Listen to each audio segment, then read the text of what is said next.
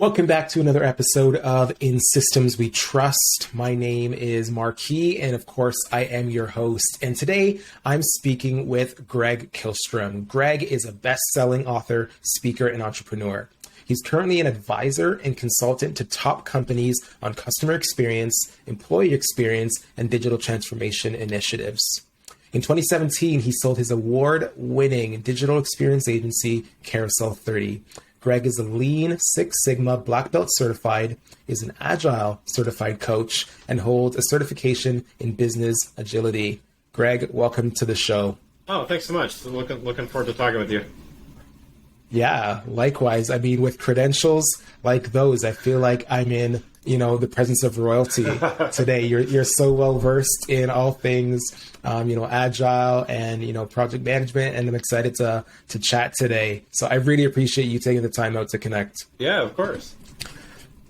So first off, would love to understand, what you do, where you come from, just understand the background a little bit, that brought you to the place you're at right now with the work that you're doing.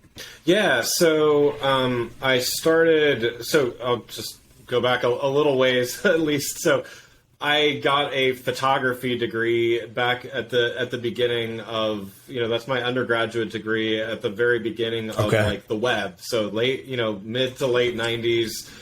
I was really interested in design and the internet, and at the time things like Flash and Director, for those that remember such things. But I was really interested in this new medium. But basically got into the working world, worked at a startup that no one's ever heard of. Back in the original internet boom days.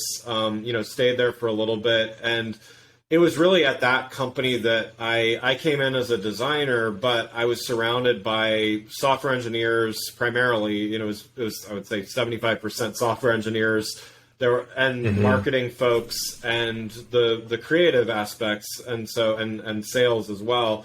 And I really just started understanding that what I liked most was working across all of these different disciplines. And so I was their webmaster and product designer and stuff like that. But I was really interested in talking with the software engineers. We created our own like mini language to write, pre like JS, or I guess it was around the time JSP was coming out or whatever, like this dynamic language to like make it so the designs were easier to make dynamic and everything like that. And so, I was there for a little bit, and it went the way of so many other startups at the time. And, I found myself laid off with 40 of my favorite coworkers and, just kind of struggling, like, what do I do next? And so what I ended up doing was starting a marketing agency that specialized at first, especially in web design. And again, which was relatively in 2003, relatively new area. And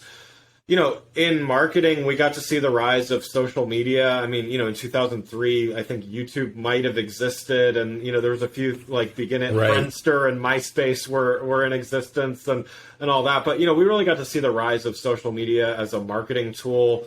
We got to see big data was a buzzword, and then it became more and more of a real thing. AI and personalization in marketing. So we weren't always the first ones to do things, but we were early adopters of a lot of these different things and got to work with some big brands and doing them, as well as some smaller orgs. And, so what I found was I liked learning about a lot of new things, which having an agency that worked for a lot of different clients taught me that. But as time went on, I got more and more interested in the processes and the ways that people and systems and platforms kind of work together and collaborate. And I turned that creative, the photography and the design into focusing on creative ways of getting really, really good results in combining all of this stuff that some people say, oh, well, I'm a designer, or I'm in IT, or I'm a whatever you are. I try to think across all of those things. And I think that's what I do today is really I work with leaders that are struggling because they've got really good people in different areas, but they're just not working together, or they're not getting the results they need to, because these days, especially in large organizations, it takes collaboration and just integration of system, people, processes, and platforms to really get good results. So that's a long answer to your question, but that kind of brings us up to today. It's a great answer. Super interesting. And, not sure if you knew this or not, but prior to Ditto really starting and, firing up, I also came from the marketing space. And so, coming from digital marketing as a manager and then starting my own agency, Ditto really came out of, and it sounds like it's the same thing for you, you started to realize through working with your clients and through running, that business, that there was this operational side of things that people were neglecting or not really good at. And I think, part of my story is, really seeing that need in the business, seeing the need, that our clients are having for some of those things and really feeling drawn to the ops side more than the marketing end, so that's really interesting. So I'd love to talk, about, Agile World and the Agile Studio, your company. So let's fast forward now. You've had those findings. You're coming from the marketing space. Fast forward to the creation of, your consultancy as it stands right now. How did that get started? How did you get your first clients? I'd love to understand what it looked like at the very beginning for you. Yeah, sure. So when I started the marketing agency, I sold that in 2017. So I ran it for 14 years. It had a nice trajectory and, sold to a larger agency. We were part of a roll-up. So became part of the largest independent agency here in DC where I'm based. So I stayed there for a bit just to help with the transition, and then, struck back out. I've done this a few times now. I struck back out on my own, and, towards the middle of being at the agency that acquired mine, I wrote a book called The Agile Brand, and I decided that, I wanted to start focusing a little more on my personal brand as well as just some, personal passion projects, so to speak, still in the business world, but just kind of getting some of my ideas and thoughts out there where, owning an agency, as you know, it takes a lot of dedication and focus on clients and the people at the agency. And so I wasn't able to take the time to write a book, for instance, until I actually left the agency and was an employee again for a bit. And so, I did that, and then I started a podcast of my own called The Agile World with Greg Kihlström. I started that as well, and really just started building. At first, it was really just thought leadership and content and things in this realm of creativity, marketing, and technology pulled together by process. And I'm a firm believer in agile practices, and it's. I think it's a good solution to not every problem in the world, but to a lot of challenges in the world. And so, I did that. And then, a couple of years after leaving the agency that acquired mine, I started doing more consulting work with the Agile World. So kind of under that umbrella. And so I just call it the Agile Studio to differentiate a little bit between the podcast and publishing books and all that stuff. And so, it's boutique, and I bring in good partners and experts when needed, but really just kind of focused on working with organizations of all sizes. I have some very large clients that are Fortune 100. I have some very small clients that are startups, and even some nonprofits that I work with and stuff. And really, it's more about, can I really make an impact and solve a big challenge? That's really how I look at taking on a client at this point. Tell me more about that impact, right? Like, we all have challenges, right? Even, within our business, there are things that we're constantly improving and having to overcome. So what do those challenges look like for your clients? Are they the same ones you're coming up against time and time again? How do they differ? And what are you seeing mostly when it comes to the people you're working with? Yeah, I think it's on the surface it might be very different, but I think it's my pitch of my services gets better and better over time, but it's still a bit long. But I think the common thread is, if you have a marketing challenge, you can bring on an amazing CMO, and that person can build a team. And you know what? You don't need me for that. I've done marketing. I know marketing. I can do it very well. But you don't necessarily need to bring me in for that challenge, because it's not easy to find a great CMO, but it's straightforward. The ask is straightforward enough. Where I come to play is when you have challenges in marketing and technology and maybe delivery on, maybe the employees are unhappy in, delivering the service. And so you've got employee experience, you've got customer experience issues, you've got data not being integrated properly so people can have the intelligence that they need. In most organizations, big or small, a challenge like that, it involves like multiple departments, multiple people, and there's no one that really owns that, because that is, in a sense, it's either a million different pieces or it's everything, depending on how you how you decide to look at it. And so that's where I come into play. And I don't always, have this purview of an entire organization. There may be a smaller subset, but I'm really good at, let's call it playing translator between technologists and marketing people, or between HR and technology, or, different realms where I have a broad experience.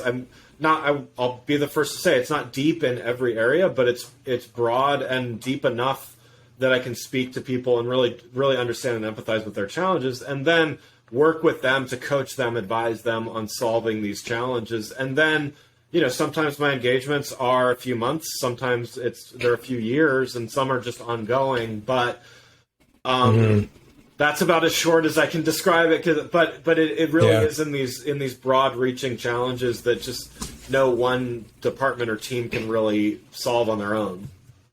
Okay. Would love to know more about your process, and if, the depth at which you're exploring some of these challenges, if it's ever a hindrance to your process, or is that where, your partners would come in to provide assistance? What's the approach there, and how do you get past that for those customers that really need, a bit more digging into? Yeah, I mean, a lot of times, in most cases, the clients that I work with already have subject matter experts in place, and in other cases, I can, in certain areas, I can definitely play a subject matter expert role. But in a lot of cases, they already have the experts. They're just still struggling because it's connecting those dots that seems to be the challenge. And it's like they may be a customer experience expert, but it's a challenge with CX and EX, and all of a sudden CX, the CX team and the HR team aren't really seeing eye to eye, or they think the challenge is something different on each side, depending on who you ask. So it's in that way that I can be most helpful. And it's, as far as the process goes, it's pretty straightforward as far as, everything I do, I try to do in, the Agile sprint process, where, the length of the sprints and the number of sprints may be completely different based on one problem or another. But I always believe, like, we've got to break things down into meaningful segments, and then just tackle a problem, test it, and then move on, or keep solving until we solve the issue, and then move on to the next. Or else we're never gonna solve for the big picture all at once. And so I think that's where a lot of these digital transformation initiatives really fail. Is they spend 2 years trying to solve a problem, and by the time they get there, the problem has changed and the world has changed. Yes. So let's take on smaller chunks, get it done, and then move on. Even if we have to revisit that in 6 months because something in the world has changed, at least we haven't spent all our effort on one thing, or one monolithic thing that just is too complex to really ever get to the bottom of. That's interesting. Yeah, I'd love to know more about how you break that down, because I think the issue that, we see at Ditto quite often is we come in our process, we'll have, a 30-minute connect call, then we have an explore call that's an hour, and then we're doing a demo if we need to, and then, we're building our proposal out, we're putting the scope together, we come back, they say, yep, looks good. And then we get into our discovery, right? We're doing our deep dive, and we're uncovering all these other things that, weren't mentioned or, weren't discovered in our initial calls. And then we're getting into areas where we're finding, we started improving that process, and then we stopped, or we got sidetracked, or that person left, or, we're starting to do this work and as we're delivering, the client's also doing the same thing. They've gotten this sudden burst of energy, let's say, and then they're doing some work, and so there's this overlap. So the question is, you mentioned it already. You really approach these engagements in an agile, way, and so how do you, best structure your roadmap, of deliverables in the beginning of the client engagement? How are you updating, your deliverables or your scope throughout the relationship with that client? And are there finite start and end dates, or is it just an ongoing relationship because we understand that process improvement is an ongoing thing? Yeah. So there's quite a bit to unpack there. So I'll do my best to. Yeah, sure. So I think there's challenges in, let's call it, the procurement process. So, I'll just kind of name the issues, and then I'll try to tackle them. So the procurement process is such that no CFO wants to sign off on an open-ended, unbounded exercise. So I'll just put a pin in that for a second, but that's a challenge, and it's within the process itself. When you agree to a scope of work, and I've been in that situation a million times myself, is you agree to let's say even a firm fixed price contract with scope, and all of a sudden you get in there and you're like, man, you really need this instead, but we're contracted to do this. What do you want us to do? That's sort of in project scope kind of issues. And then there's the ongoing is are you building in? I think the ongoing might be the simplest to explain, so maybe I'll start backwards. And but the ongoing, any project that you do these days needs to have a follow-on plan of continuous improvement. And I think the easiest thing to do would be to just say, okay, let's just finish that firm fixed price, fixed scope project, and once we finish that, let's have this iterative process. I'll just use a website redesign as an example. Once we launch this website, let's never redesign that website from scratch and scrap everything and start over ever again. Let's every month reevaluate, how are the metrics going? Let's make new content. If we need to update the interface, let's do it iteratively. Once that big project is done, I think it's a lot easier for everyone to kind of wrap their heads around it. That becomes some kind of retainer relationship or something. Stepping backwards in time, then that project itself. Again, finance folks and operations folks and don't like to hear this, but the best approach, even to use the website example, is to say, we're going to do different phases, and we're going to give you a rough estimate of what those phases are going to be, but we don't know.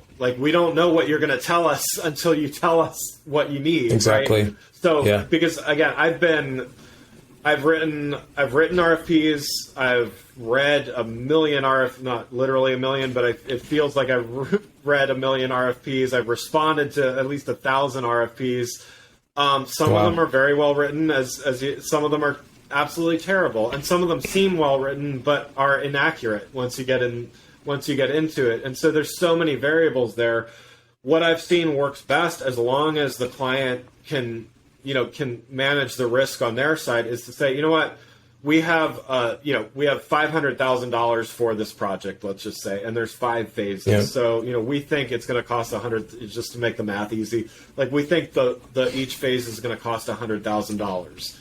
We don't know this for a fact because we haven't done all the work, all the prep work yet, but we think that's, so in other words, you as the agency would propose that.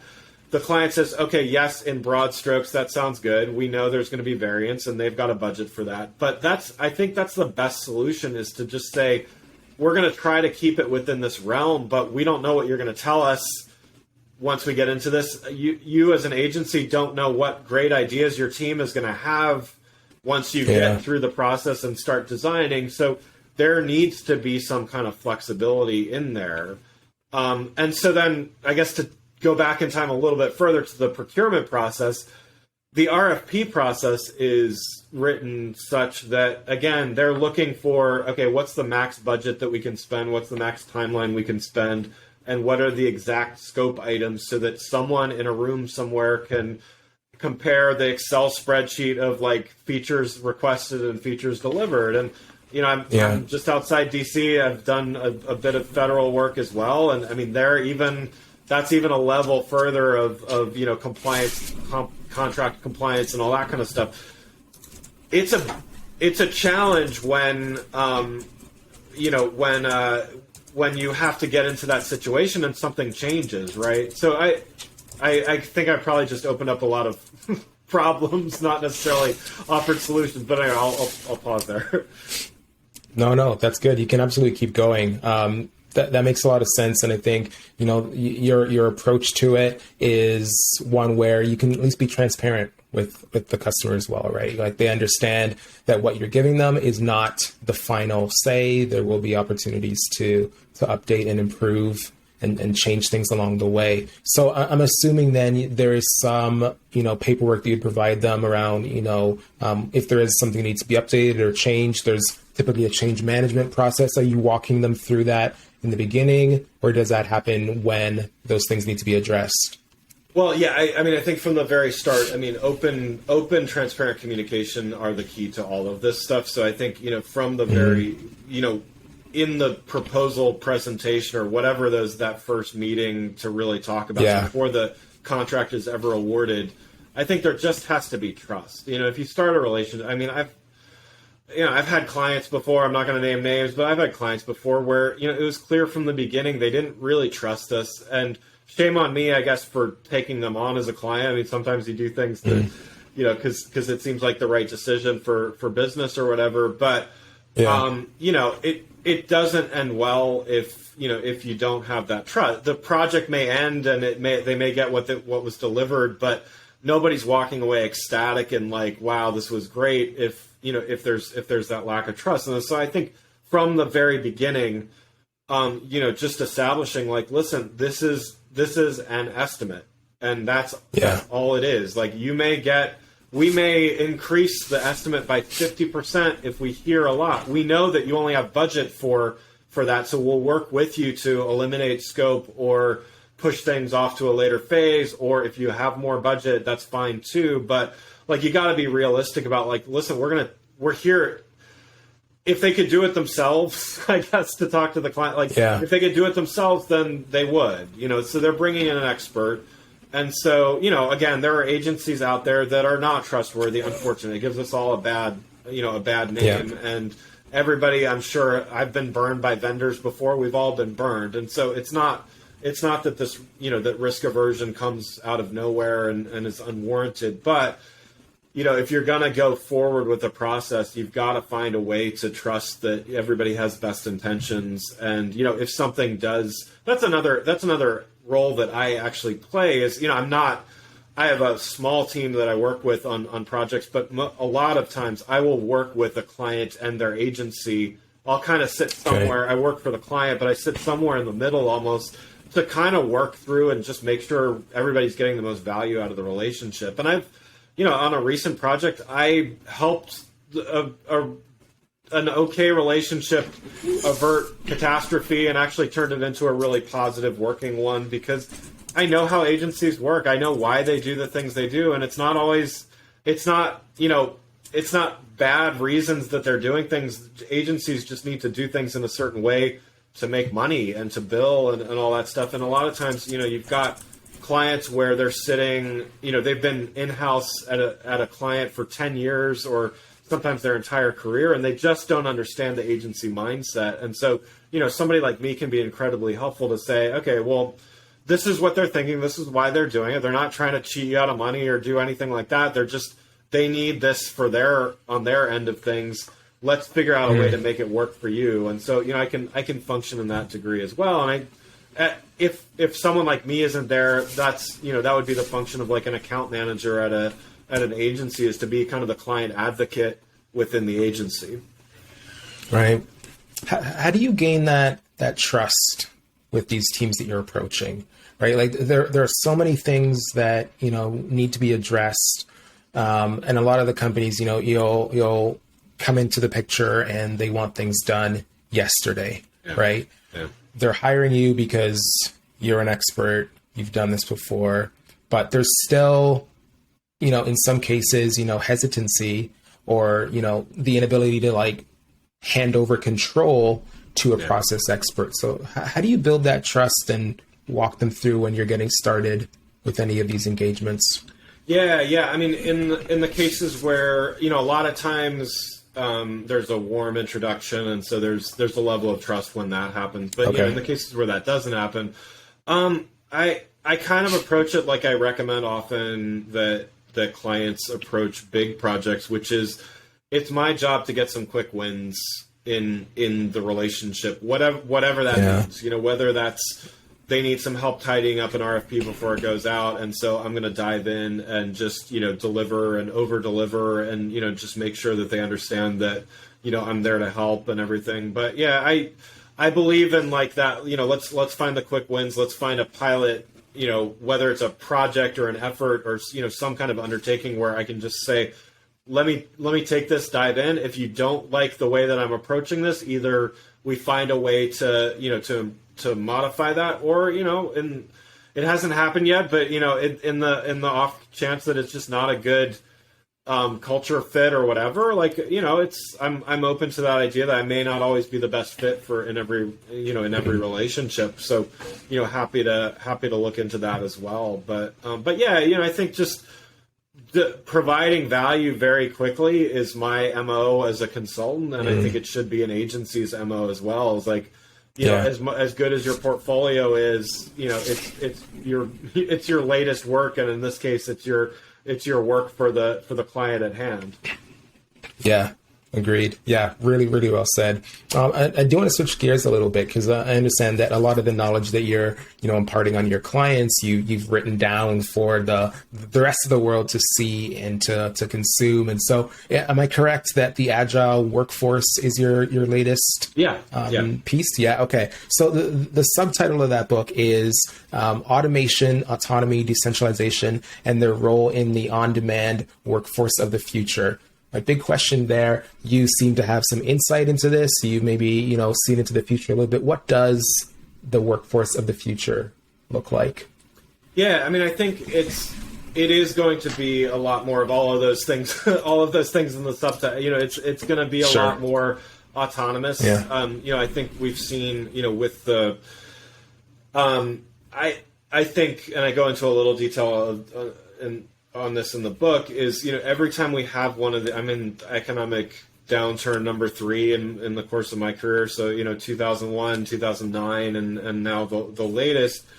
Every time we see this, we see more and more people going independent as far as their work goes. So 2009, the big kind of outcome of that was the Ubers and Lyfts and Instacarts and all those of the world. We saw that in that space. There were also more freelancers and stuff, but I think now with the latest economic downturn, we saw the knowledge workers really, so everything from the software engineers to the designers to marketing folks and all of that, the knowledge work realm. We've seen a lot of people wanting to go independent. I mean, now, despite there being a lot of jobs available, there's still a lot of people that are just simply not going back to their previous jobs. There's, they call it the Great Resignation. So many people either actually leaving or considering leaving their jobs. And this is, they're not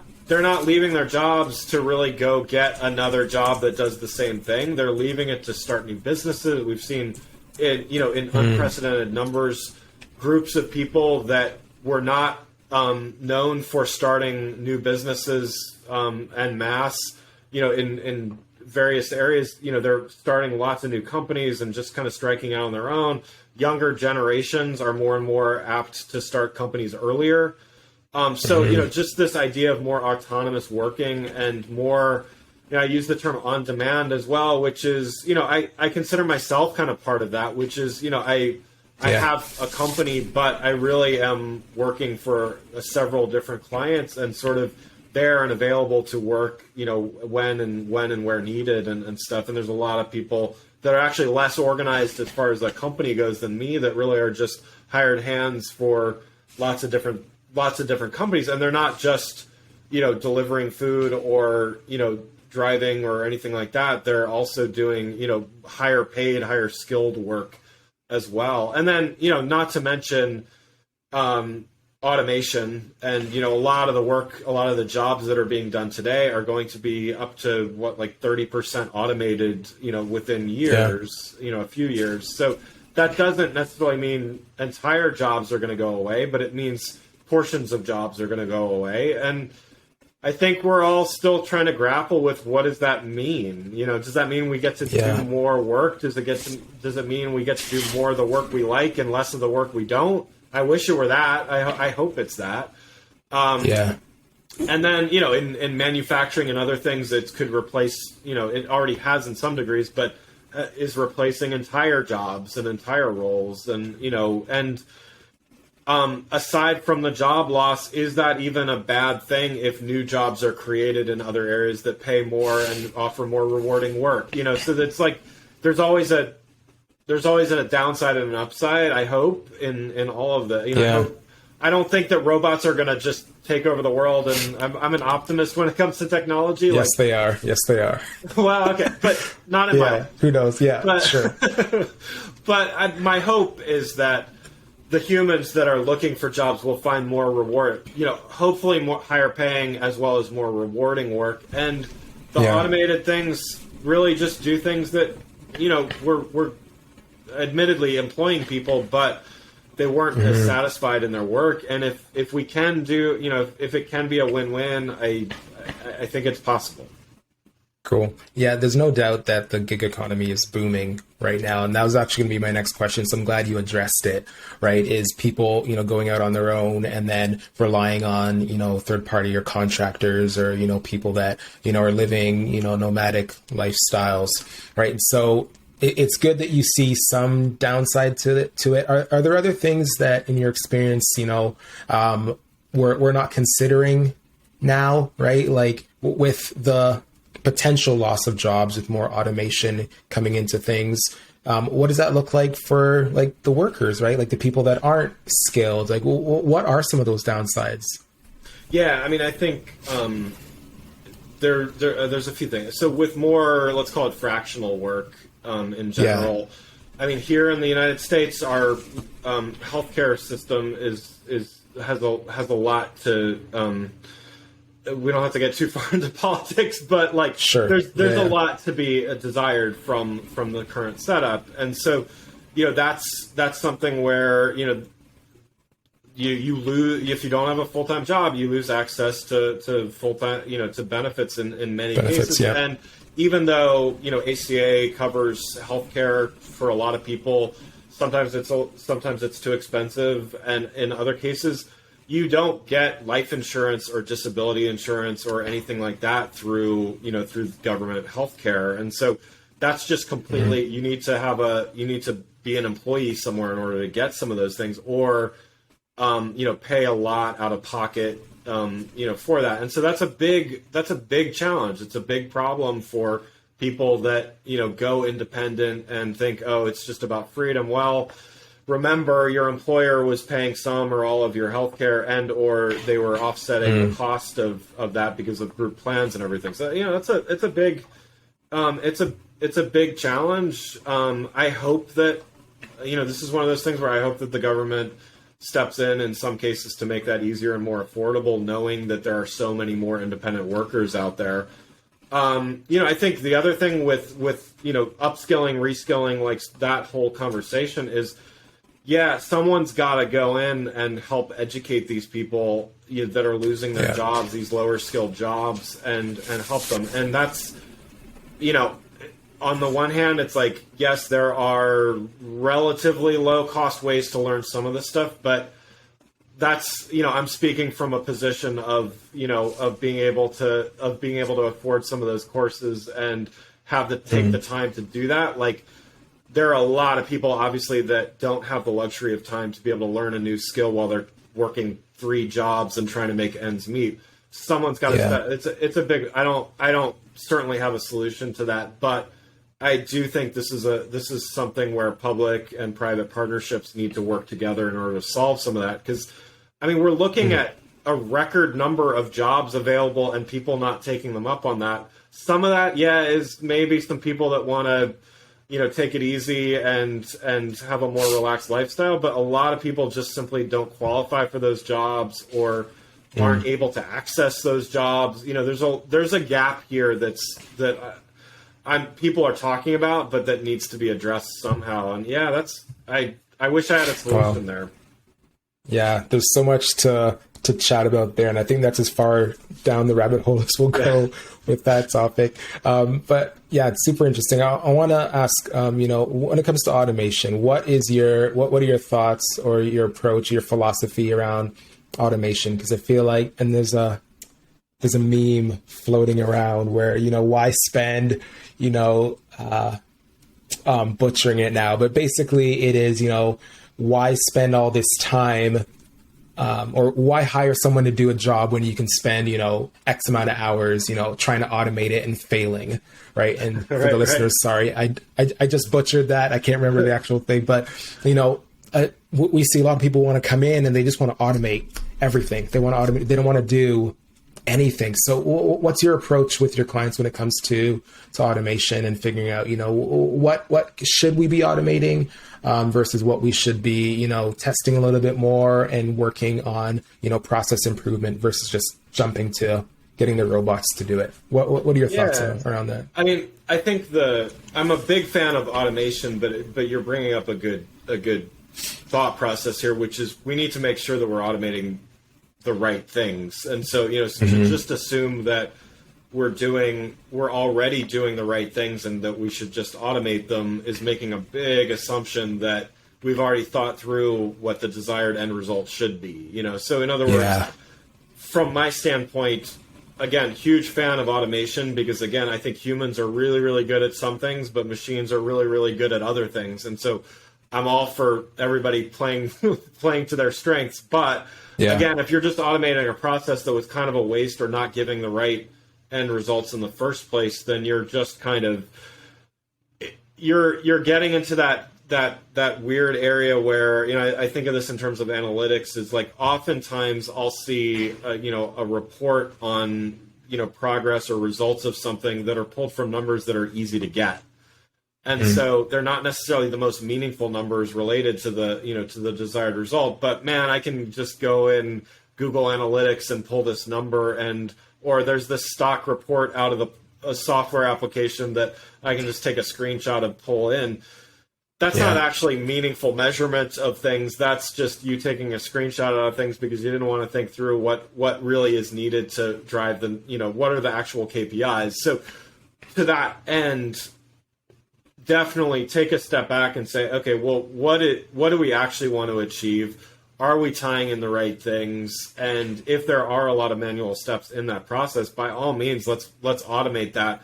But let's make sure that, at the front end, the strategy and the desired results are established. And on the back end, that all of that automation is actually giving us something meaningful and useful, not just what's easy to kind of extract because it's already there. Right. No, that's so good. No, definitely appreciate, that approach as well. Cause I think, like I said, a lot of people just get, so fixated on this and maybe they've just heard about automation or they're using, different automation frameworks and they just want to, step back as much as they can, but sometimes it can be more of a hindrance than it can be, positive.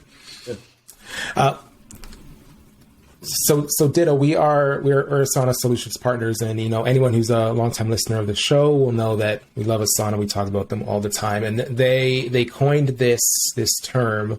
I want to say back in 2017, and the term is work about work. Right. So basically that is all of the in-between stuff that is outside of doing the technical skilled work that we're hired to do. There is the unnecessary meetings that could have been an email. There's the searching for files. There's not knowing, what the status of something is, and just having your team more or less in disarray because things aren't laid out clearly. Right. And it's costing us time. It's costing us money as organizations. And so I'd love to know what your take is on work about work, and how do you work to alleviate that in your organization and with your clients as well? Yeah, I mean, and I think the move to remote and hybrid work has certainly exacerbated some of this stuff. I mean, I think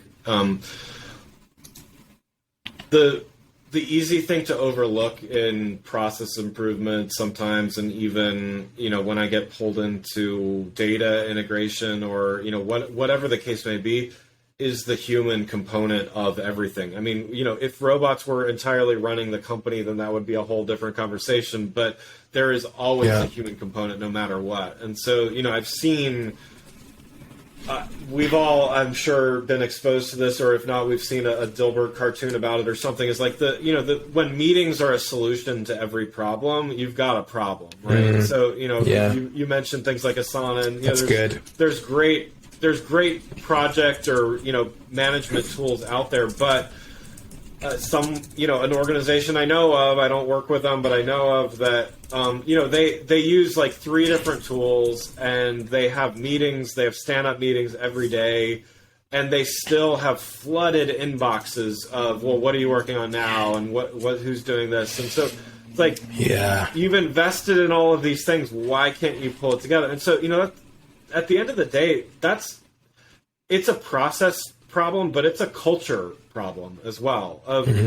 If you don't trust your people to use Asana, because you mentioned it, if you don't trust your people to put what they're working on in Asana and update the tasks and do all of those things, and you're checking with them over email, or you're calling them, or you're calling meetings to have status updates when literally they're just running through, well, I updated this task with what you're literally asking me right now. Yeah. That's a problem. And, I have a big challenge with when there's trust issues, they need to be addressed. And a lot of times this is leadership that just, again, I'm sure it's coming from the right place of just wanting the best results. But if you can't trust your people to follow the processes that you outline, you got to solve that. Like, it's got to be, leaders have to lead, and leaders have to set an example of how they want their people to work and relay information and things like that. And so, a lot of times I start with leadership. In fact, most of the times, if not always, I start with leadership to really make sure that they are on board with, are you good with change happening? And are you good with being,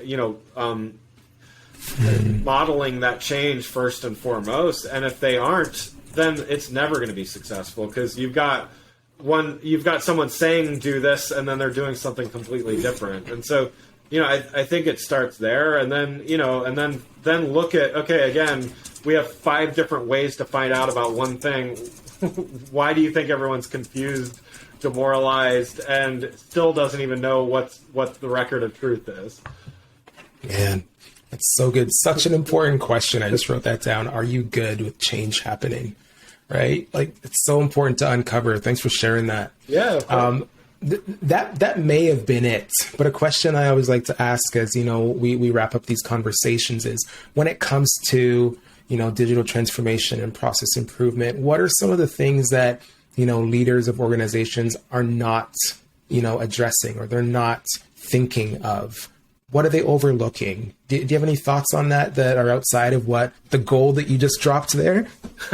Yeah, I mean, I think that's a big, leaders owning their part in it is a big one. But, to add to that, I guess, it's understanding that change takes time, and that it's work on top of everyone's day job to do that. And so, you can't just...